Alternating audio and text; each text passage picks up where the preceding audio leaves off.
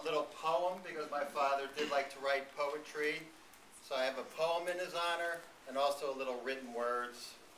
And so here we go. He'd introduce himself as Hyman. That's with an A. Dad was a funny guy, and as we gather here today, I'd like to honor his life. It's the right time to show it. He was my father, and like me, an amateur poet. It started in Philly with 2 immigrant parents. They spoke little English. A strong accent was apparent. Dad was one of 3. At home, they spoke Yiddish. It's a dialect of German, kind of like British.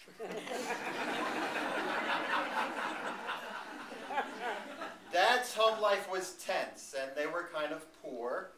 A little blue truck was the only toy they could afford. He decided to leave Philly when he was not quite grown. The Army offered him a chance to live out on his own. His language skills helped when he spotted a young lady. Eleanor, a German. For her, he was quite crazy. Their backgrounds were so different, their love was forbidden. He ignored the naysayers because the guy was smitten. They married and returned to the family in Philly. Mom tried to charm them, but the reception was chilly. How could you, Hyman, marry a non-Jew and a German? Why couldn't you marry a Finkelstein or a Berman?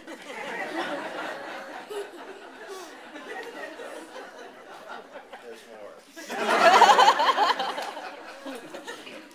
The scrutiny was harsh. They dissected her past. They whispered to each other, "It's not gonna last." Despite the harsh welcome, their marriage endured. It thrived and it blossomed, the future assured. The 3 kids were raised with traits of both, more or less. From Dad, we got humor. From Mom, open-mindedness. What we saw most of all is that marriage takes work. The rewards are great if one accepts the other's quirks. A marriage this durable is so hard to find. Finding one that's also loving, that's nearly one of a kind. So, after 56 years, their bond is still there. Dad has gone somewhere else, but they are still a pair. Just a couple of thoughts, and then I'll turn it over to the youngest. So, I'm Bob, I'm the middle son, and Dad would call me, "Hey, number 2 son," on the telephone. It's my number 2 son. And I was created as the buffer between Mark, the oldest, and Joel. So, and as if you're middle children, you may know that the middle kid tries to please everybody, but it usually gets pushed away by the trailblazing firstborn, and then the, "Oh, he's our last baby, youngest, who can do whatever he wants." So, growing up, I remember my father playing with us when he could. He worked long hours. He worked sometimes 60 to 70 hours in the automobile industry. It was a hard job. And his work ethic really did pass along to me. And on weekends, we would do things like him. We would play football in Fairmont Park, which is a big park in Philadelphia. We would skip stones across ponds, right, brothers? So he would give us stones, and this is what we would do. We would do like this for like 30 minutes. And then we would also have a catch in the backyard. It was during those times that we received our life lessons from my father. He gave us our, what I call, East Coast sensibility. Meaning, really, be suspicious of others. That's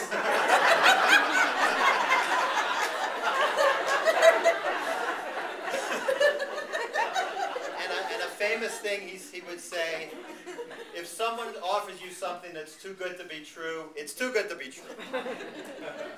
He taught me to be thrifty with money, and this rubbed off on me a little too well. You can ask my wife. And now I try to back off on this, but I have the fear that I saw in my father that a comfortable life can be taken away at any time. When I was a teenager, my dad was out of work for a prolonged period of time, and it was sad. I would come home from school, we would all come home from school, and he would be on the couch. It was bad. So that's where the fear of losing your job and losing all of this comes from. seeing that. I got blown out again. Yep. That's I also learned my sense of humor from my father, which is tinged with a Philly edge of sarcasm and cynicism. He's a little like the Don Rickles of South Philadelphia. So I meet people from other parts of the country now, and it has occurred that they don't really get my humor. They think I might be insulting them, but it's not meant to hurt. It's how we show love in Philadelphia. So my comedian father, he's the one who taught me this stuff. And his humor has also allowed me to get through some difficult times in jobs, so it's not a downside at all. It's really helped me, and I thank you, Father, for that. Now, regarding the mechanical things that my father did not do, and that was passed on to me, but not just through the air, but not through my parents. So I worked hard at understanding how things work around the house, and I've always been curious about mechanical things. And this trait did not come from Mom or Dad. It just appeared. So my story is, when I was 16, my mother had a Volkswagen Beetle. And I would pop the back open, that's where the engine is on those cars if you ever had one. And I would look at this engine and try to understand it. And one day I picked up some of my father's rudimentary tools and started to improve the performance. And after that, the car could not be started. So when I confessed this to my father, he uttered that famous phrase, which has served to motivate me in all things requiring mechanical skill. And that phrase was, everything you touch turns to shit.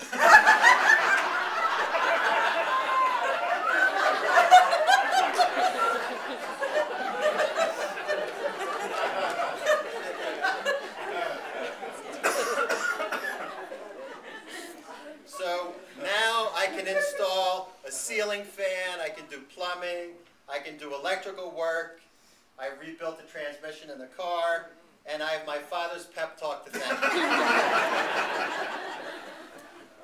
Now, as I watched my dad get sick his last few years of life, I noticed his difficulty in relinquishing his role as the head of the family. I think that's something a lot of males have. He found it hard to be dependent on others, and he only reluctantly accepted help from my mother. But I'm sure it was hard for him to ask for help. He wanted to show that he could still be in charge, and when I visited my parents this past October, my father was obsessed with this one chair in their living room, getting it reupholstered.